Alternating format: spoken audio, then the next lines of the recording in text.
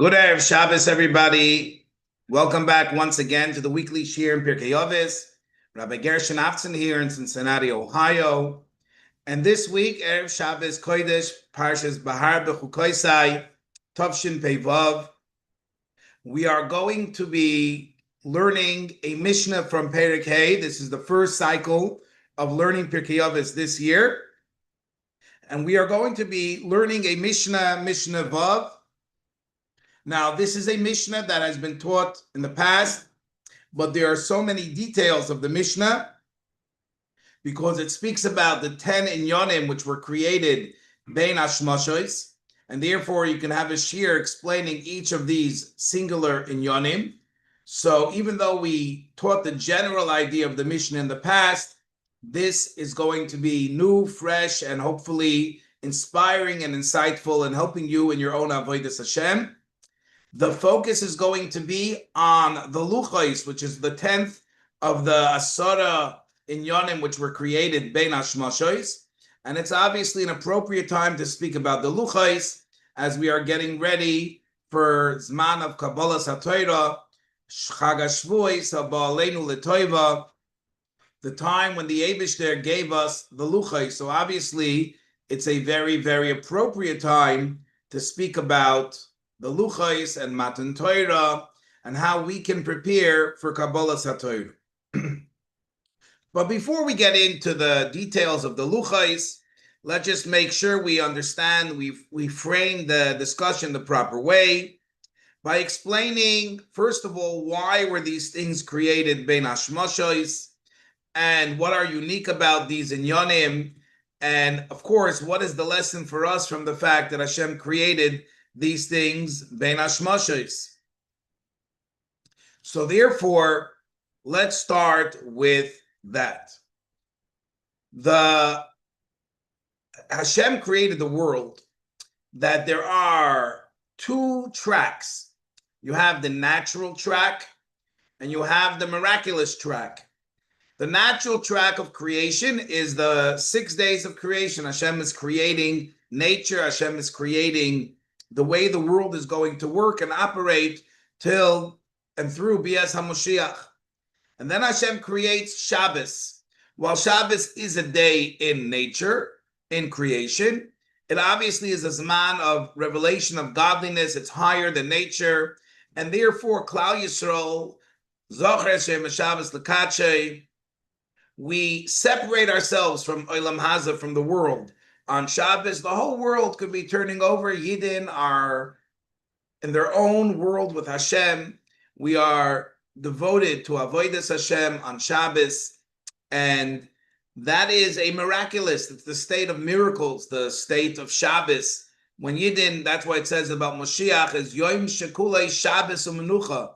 It's a day of pure revelation of godliness. It's an eternal Shabbos. What a wonderful, wonderful idea, which it's fascinating on a side note that 40 years ago in Tavshin Mem Vav, the Rebbe asked that the Shabbos before Shavuos, which is Shabbos Bamidbar, that should be a Shabbos Achdus, a unity Shabbos before Shavuos. Yidden should get together and focus on Achdus.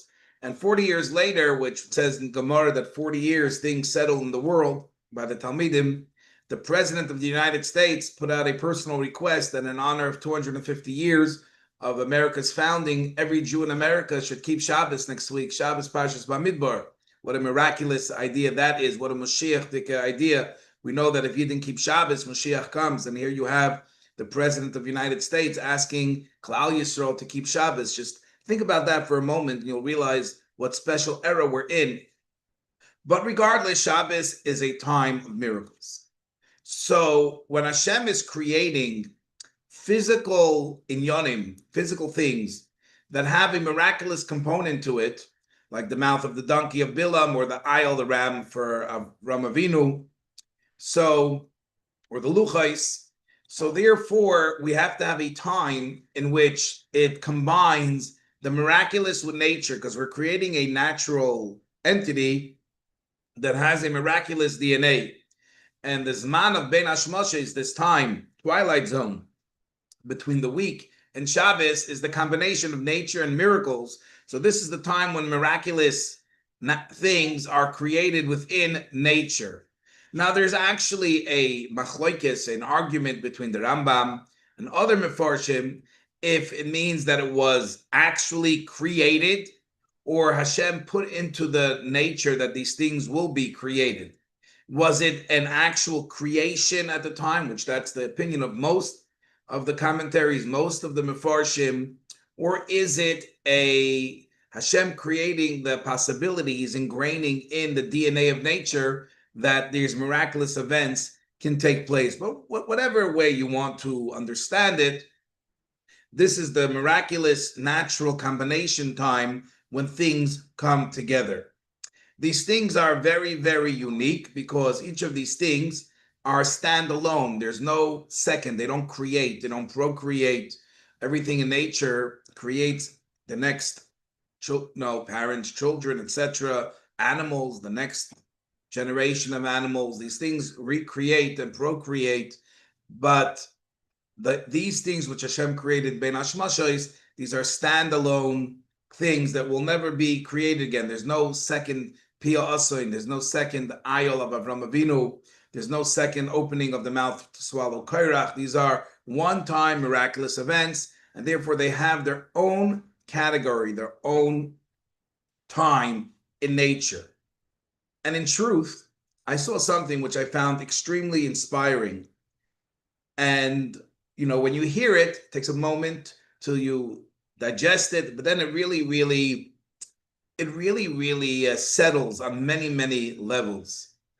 And that is some Mefarshim, especially in the Hasidus Svarim, bring out that the reason why these things were created, Ben Hashmashos, was because this came right after the sin of Adam Arishan, Adam and Chava. When Adam and Chava were created, the world was supposed to be a natural, miraculous world in Gan Eden, and therefore you don't need all these supernatural things when you're living in Gan Eden.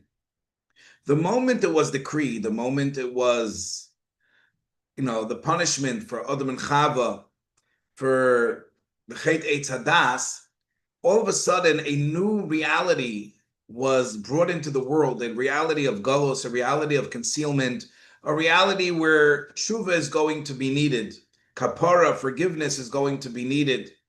So Hashem had to create certain things which will now allow us to live in the new reality, because now we're going to have to deal with concealment. So you're going to have kairach, and so you need the mouth of the land and the earth to swallow up kairach, and you're also going to need a path and a derech of tshuva. And that's why you're going to need Matan Torah and the Luchais, which Mefarshim say that the reason why the Luchais were created then was because Hashem was giving a message to Adam Arishan that when will your kapara, when will your tshuva be really accepted, when you didn't accept the Torah, or when we're mekabel the Torah in Har Sinai, it says Paska Zuha Masam. That is when the sin of Adam and Chava really stopped having its negative effect in the world. Unfortunately, we had the Chet Egel afterwards. But the idea is that all these concepts, all these things which were created, are either to enhance the tshuva process or deal with the events that will take place now that there is a world that's going to demand kapara, demand tikkun. So all of a sudden a new reality had to be created, and therefore Hashem had to create things which will enable us to have forgiveness, be able to inspire us for forgiveness. When we are living in Galus, we need these events, these miraculous events, to remind us of the truth. Imagine Yidden in the Midbar had to deal with Kairach, and they saw Kriyas Shams of Matan Torah. But the Yetzer Hara has a way of lulling us into this deep sleep in which we cannot and we don't see the Yad Hashem. And Hashem had to create this new dimension of miracles which allow us to now see openly with our own eyes, with our Fleishike Egin, the Yad Hashem. So this is all a background as to the creations that take place bein hashmashos. And there is a famous Farbrengen where the Rebbe explains what is a lesson that we can all take from the fact that Hashem created up to bein hashmashos. That is that in life, every opportunity to be active and create, we must use. Hashem knows exactly when Shabbos comes in. Hashem was creating till the last moment. And that is something that we have to realize, that we can and need to use out every moment that Hashem gives us to be productive in the way that Hashem demands from us. Everyone has their own age and stage and their expectations that Hashem has for them. But every moment of life, every moment of creation should be used out and should be productive. There's no such thing as saying, oh, I worked for 6 days. Now it's bein hashmashos, you don't have to do a malacha. If you know that it's not yet Shabbos, if you know that it's not yet Bias HaMoshiach, so now is the time to focus on the being productive in this world. And the Sfas Emes, who was the Gerer Rebbe many years ago, which Bashkacha Pratis, the Chassidim of Ger, recently went back to the original Gur, the city in Poland, and they bought back the buildings that were the Beis Medrash and the homes of the Gerer Rebbes. It's now open that people can visit the apartment where the Helikas Sfas Emes actually lived. But the Sfas Emes writes that this Mishnah, before we get into the details, should inspire us that we should see the power of tshuva. In other words, only after tshuva was done were these tremendous amount of miraculous entities created in such a short time. Because the power of a Baal Tshuva, the passion and the involvement, it should be inspiring for everybody. They have the power of tshuva is so great that it can create miraculous events in such a short amount of time. In bein hashmashos, we have these amazing events created. This all goes to show the power and of tshuva and what can be accomplished when we really go beyond ourselves. So with this in mind, now let's talk about the luchos. This is the 10th of the Asara Dvarim of Bein Hashmashos. There are actually 3 components of the luchos which are in the Mishnah: Haksav, Hamichtav, Haluchos, and there is many various mefarshim explaining what are the miracles of the Ksav, whether that's talking about the letters or that's talking about the way the letters were formed, which, there are many different mefarshim explaining what is ksav and michtav. Other people say it's machtev, which is the tool that the Eibishter used to carve the letters of the luchos. But regardless, this miraculous entity called the luchos, which was miraculous, obviously it was created by HaKadosh Baruch Hu, as well as the fact that the luchos, they were like sapphire, but sapphire is very strong and it's a very solid entity. It was able to be folded because it was really created by the sun, it was really created from above. So it looked like sapphire, but it was able to be folded. We know that the 2 luchos ended up being a perfect square, 6 by 6 by 6. There was actually, was 6 high and 6 deep, and then 3. But when you have another one right next to each other, it ends up being 6 by 6 by 6. It was a perfect dimension, like the Gemara tells us, which obviously debunks the myth that the luchos were round on top. That's a invention of some artist that depicted a picture of Moshe Rabbeinu, and I think he even puts horns because they misunderstand Karan or Panav with a luchos which were rounded on the top. The luchos that Hashem created were square luchos. The Gemara in Baba Basra tells us 6 by 6 by 6 that fit into the Araim. And as a matter of fact, something interesting about the luchos, that when they were broken, The shivrei luchais, the broken part of the luchais, were also put in the oren, which Chazal tell us that's a lesson that a lot of people, they're Talmidei Chachamim, they live a beautiful life. But when they get older, it's sort of shivrei luchais. They don't have that strength, they don't have that vitality, they don't have that starkheit as in their youth. And there are certain cultural problems that people say, oh, they got old, you just put them away. And our Messiah tells us, no. The shivrei luchais are in the oren. Even if it's not the way it was, the beautiful luchais that looks broken to you, their place is in the oren, in the kodesh hakadoshim. They have to be respected. They have to be. These are our leaders. This is the past which guides the future. We have to learn from their experiences to propel us further. That is the derech of Torah and mitzvahs, never to take these broken luchai, so to speak, and put it away and not in the oren. No. We have to show the greatest respect. But regardless, the oren was a miraculous existence. We know that it's brought down that the mem and the samach, if you realize a mem has a shlos mem, the final mem sofit, as some people call it, it's like a square and it has a middle. So that's what makes it around it. So that piece, if you carve it out, it should fall out. And the same is with a samach. A samach is also almost like an oval shape with a piece in it that makes the middle.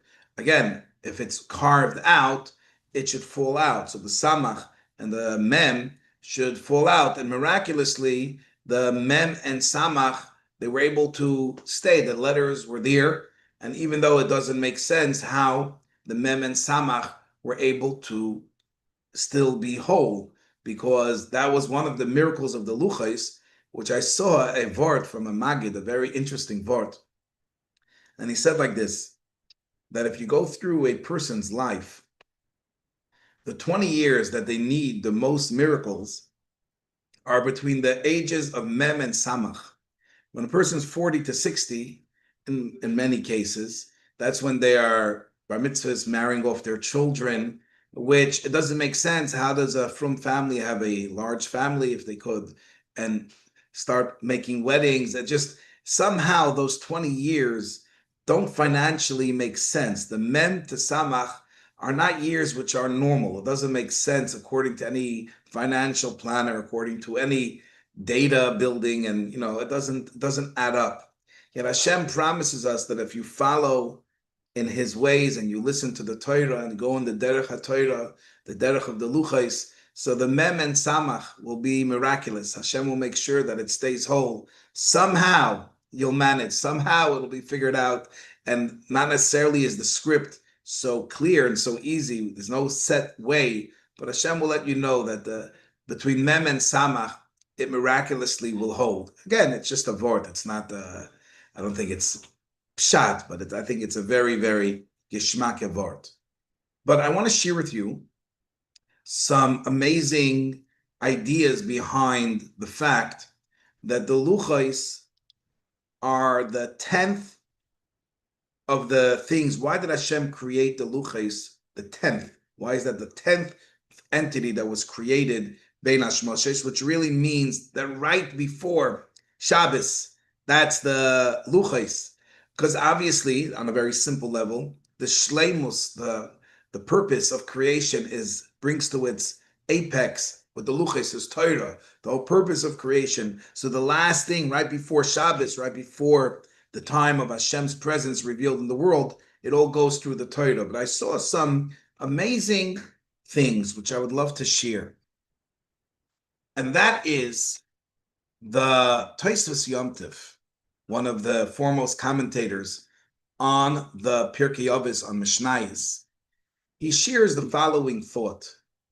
And he says that obviously, if you learn Kabbalah, you can match the 10 creations, the 10 things that Hashem created, Bein Hashmoshes, to the 10 Sfiros of Hashem. But he says, I'm not going to get into mystical things. He says, I'm going to share with you my own approach. Now, his approach is extremely, extremely insightful and novel.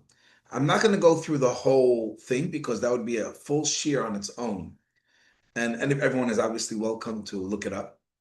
But he says that he goes one by one and he shows that the 10 things that Hashem created, Ben Hashmoshes, coincide with the Asara Maimores Shebehem Nivra Ha'olam. Each one represents one of the Asara Maimores. And he says the Luchais, which are Maisei Elikim, which is the creation of Hashem, represents the 10th of the Asara Maimores. What is the 10th of the Asara Maimores? What's the 10th thing that Hashem said? Pru Revu Milu Asa Oretz, that we have a mitzvah to have children. And he says that we must realize that the same way we marvel that Hashem created the Luchais Maisei Elikim, Hashem gave us the koyach to create Luchais, to create Maisei Elikim. Every child that we bring into this world is a shutif of the Eibishter. It's really Hashem's creation. Every human being, every yid is Maisei Elikim. We all wish that we can create miraculous luchais. Says the Tosfos Yom Tov, you can. Because the luchais are connected with the 10th of the luchais is connected to the mitzvah of Pru Revu Milu Asa Oretz. And therefore, by having more children, by having Yiddische Kinder in the Welt, we are creating more and more luchais. The luchais weren't just broken and disappeared. Every child that's brought into the world is a luchais, is a maisei likim of Hashem. And I thought that was a beautiful idea.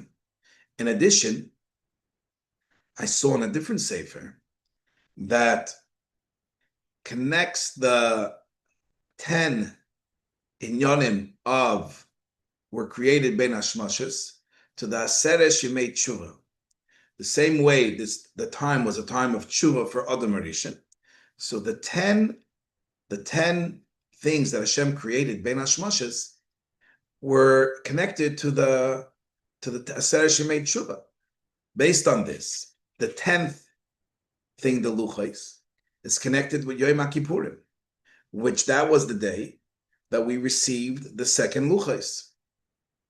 The Luchais is also connected with Yom Kippur, because that was the day that we received so even though the Pshat in the Mishnah, when it says the miraculous Luchais, it's referring to the first Luchais, but Beremez, it also hints to the second Luchais. Hashem is hinting us by creating it the 10th, by letting us know that there will be the Aseret Shemei Tshuva, there will be Yom Kippur, in which we will get the second Luchais. And I want to take a moment to sort of go off topic, but share with you a beautiful mashal that I heard from the Dubna Magid about Yom Kippur and Simchas Torah.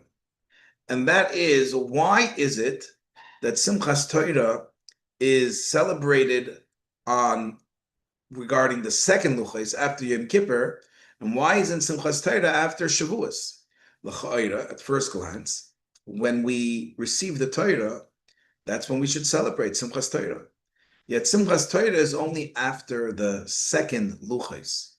Why is that? What the lesson? What can we take from the fact that the Luchais are Shniyos, the second Luchais, is what's celebrated? So he says like this, that there was once a king. He always would speak in a way of parables with Mishalim. He says there was once a king that had a Bas Yechida, an only daughter. And of course, all the other monarchies, all the other royal families wanted to make a shidduch between their sons and this king's daughter, because that's the way royal treaties were brought together, by having marriages between different royal families. And you have that today in a lot of the Rebbesh and Mishpaches. They marry each other, it creates a certain connection. And just think for a second that the past Vishnitzer Rebbe from Bnei Brak, besides his sons, his 3 sons-in-law are the Satmar Rebbe from Monroe, the Skveret Rebbe from New Square, and the Belzer Rebbe from Yerushalayim. These are all sons-in-law of the Vizhnitzer Rebbe. So that's the way the Rebbe Shidduchim were and are. But regardless, this daughter would meet these princes, and she was not impressed. She wanted a more refined character. She didn't want these conceited, spoiled young men, and she would turn down the shidduch one time after the other. And the father, at a certain point, is getting frustrated. He has one daughter. She has to get married, continue the melucha. And the daughter says, "Ta, I'm not a piece of furniture. I want to get married to somebody that has fine qualities. To me, that's the most important, having a husband with refined midos. And I don't mind marrying a commoner. It doesn't have to be of royal blood, of royal descent." And they start looking, and sure enough, they find a wonderful, wonderful young man. Very geschmack, a very wonderful young man. And they make a shidduch. And you can imagine the shock when this young man is proposed that he can be the son-in-law of the king. You know, it's entirely a different class of what he's used to. And the king makes a wedding that only a king knows how to make. Sarei HaMelucha, other dignitaries, other countries, everyone's coming to the grand wedding of the king. And the whole time, the son-in-law is, taking it all in. And 6 months later, the son-in-law comes to the king and he says, "Shver, my father-in-law, can we make another party? Can we make another su'udah?" And he said, "Yeah, sure." Now, the kings are always ready to party. So they make this big su'udah, but the king is curious. Why is the son-in-law want this meal, this party? So during the meal, the son-in-law speaks. And he says like this: everyone is wondering, why is it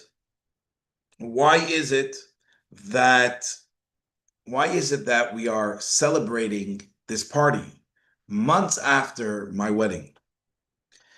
And he said like this: when I got married and I knew that I was marrying the princess, in the back of my mind, there was a little voice telling me that there's a reason why they chose you, a commoner, because there's something wrong with this girl, something wrong with the girl.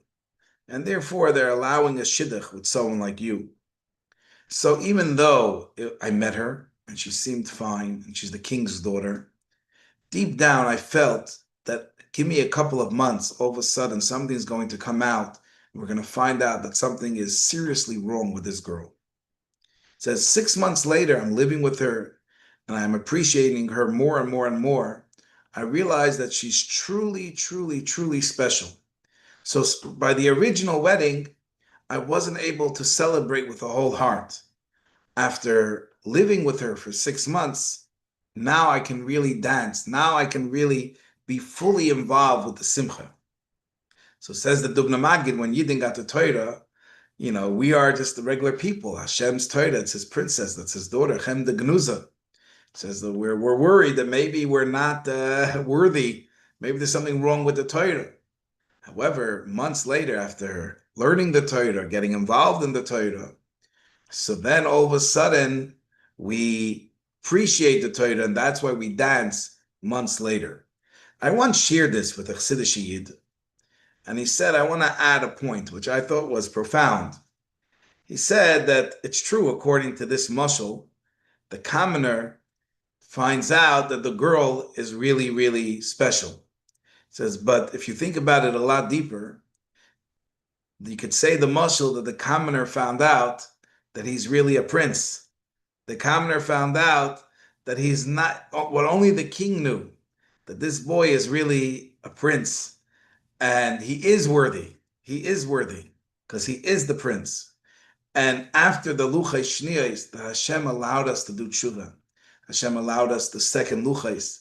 That shows that our connection to Hashem is that we are Hashem's son, we are the prince. Because someone other than the prince wouldn't have the koyach of tshuva. You only give that koyach to your children.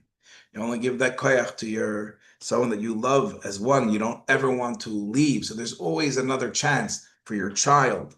For anyone that's working for you at a certain point, there's no more chances. But when it's your child, then there's always another chance. The Yom Kippur, the Luchei Shniyos reveals to us that not just are we worthy of the Torah, that we are truly a prince ourselves. This was a beautiful gedank. But regardless, when it comes to this time of Bein Hashmoshes, time to think about the Luchos, we also have to realize the time that we are in ourselves.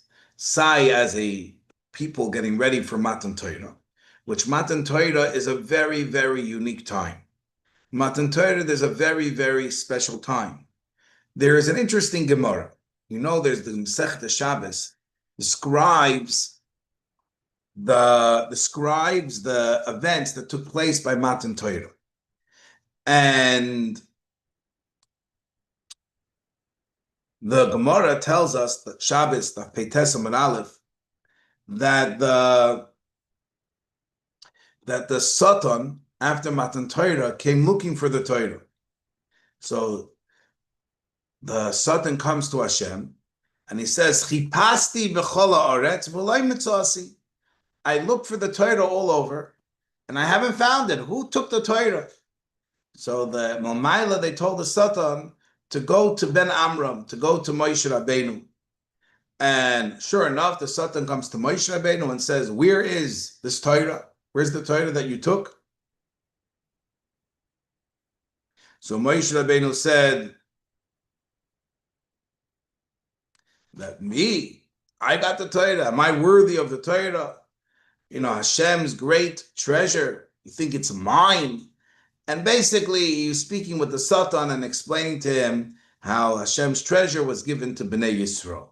Okay, so the Satan wakes up, he's looking for the Torah, and he eventually finds it by Moshe Rabbeinu. So the Tosfos on that page has a question, a real strong question. What does it mean that the Satan was looking for the Torah? V'chi Satan lo haya yedea matan Torah. Does Satan not know about Matan Torah? I mean, what does that mean? How could it be that the Satan, he didn't know where the Torah? The whole world experienced Matan Torah. So the Tosfos says, that there's a medrash that says that during Matan Torah, while the whole world saw Matan Torah, the whole world experienced Matan Torah, Hashem distracted the Satan. And therefore, while the whole world, the whole creation was fully in tune with Matan Torah, the Satan was oblivious. He didn't know that Matan Torah was happening. This is what the Tosfos says. The Frierdiker Rebbe wrote, and the Rebbe quotes it in the Yoim Yoim. The Rebbe says that it's not just at the time of Matan Torah. Every Yom Tov of Shavuos is a time that Hashem distracts the Satan, and it's a Eis Rotzen, like Tkiyas of Rosh Hashanah and Yom Kippur. We're talking about, sometimes we get lost. We think Kabbalah Satorah, Shavuos is about cheesecake and danishes.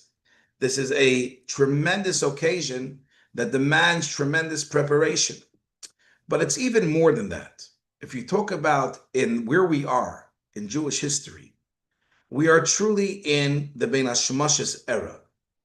Now, we know that the 6 days of creation, they parallel the 6,000 years. And each day is considered 1,000 years. And if so, on a very basic level, from the year 5001 starts the beginning of the 6th day. And if so, 5,500 starts again, if you go according to the Pirush, that it starts from the night, which leads into the day. Other Mefarshim say that no, it's only the day, but would be the beginning of the day. And from 5,750 would be Chatzois of the day.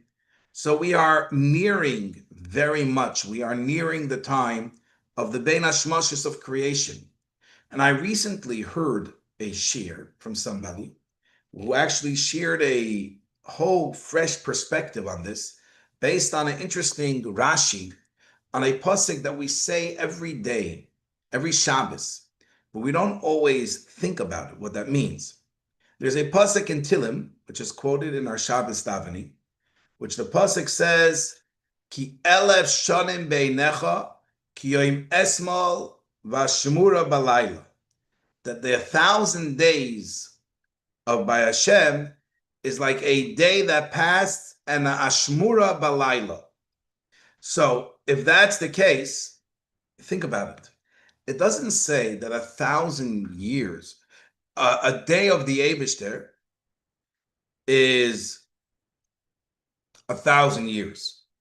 It says that 1,000 years, this is what the pasuk in Tilim says, that 1,000 years is like a day and a shift in the night, which means that a day of Hashem, if you take out the shift in the night, if you're just talking about a day of Hashem, the day of Hashem could be less than 1,000 years, because the pasuk says, and this is how Rashi actually teaches it, other Mefarshim differ, but according to this, the 1,000 years equals a day of Hashem and a shift of the night. But if you're just talking about the day of Hashem, so the day of Hashem could be like 900 years, 930 years. It's less than the 1,000, because the 1,000 is a full day and a shift. If that's the case, so therefore, if the day is not even 1,000 years, if the day is 900 and something years, if that's the case, you take this approach, so then not only are we barely after Chatzos, the time that we're in is mamish bein hashmoshes. We're mamish deep into the 6th day, because until now we thought that when does the 6th day end? In year 6,000, and now it's 5,786. So you start telling yourself, oh, we still have 214 years to year 6,000, okay, the end is, 200 years away. But the moment you start subtracting X amount of years from each day, if each day is 970 years even, you take off 30 years times 5, so then you take off 150 years. So all of a sudden, the end of 6 days is mamish b'yameinu. Of course, we're not saying that it has to come all the way at the end, but even according to this, we are literally in the time of Bein Hashmoshes. We are literally in this era, and that's why it makes sense when you see what's going on in the world, what's unfolding. This is a very special time, and it's a time where Hashem makes miracles, and this is actually brought out in our parsha. We know that the 6 days of creation and the 7th day are connected to the 6 years and Shemitah. Parshas V'har B'chukaisai, we learn the halachas of Shemitah. On Shemitah, the world rests. And Hashem, all of a sudden, Yidden come to Hashem, and they say, V'chinoimar ma noichal b'shona hashvius, what are we going to eat? Because we're not going to have the miracles. Like, how are we going to have food? And Hashem says, don't worry. You don't see how the fields are going to give you enough produce for the next years. I'm giving you a bracha that in the Shana Shishis, in the 6th year, all of a sudden there's going to be Tvua, there's going to be enough things to keep you going till the 7th year, which for us is a tremendous lesson.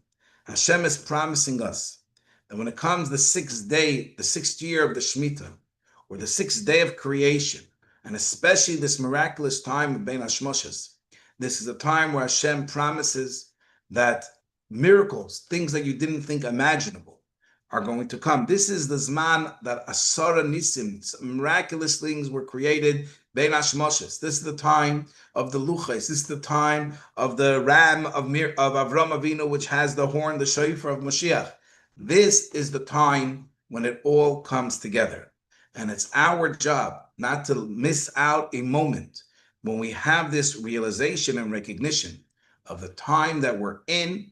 We will invest and make sure to use that every moment. And through this, Mirza Hashem, we will merit the full revelation, the full miracles of the Shana Shvius, of the 6th year of the Yom Shekulei Shabbos, with these galos of Melech HaMashiach, and it should be right away, Tekef Umiyad Mamash.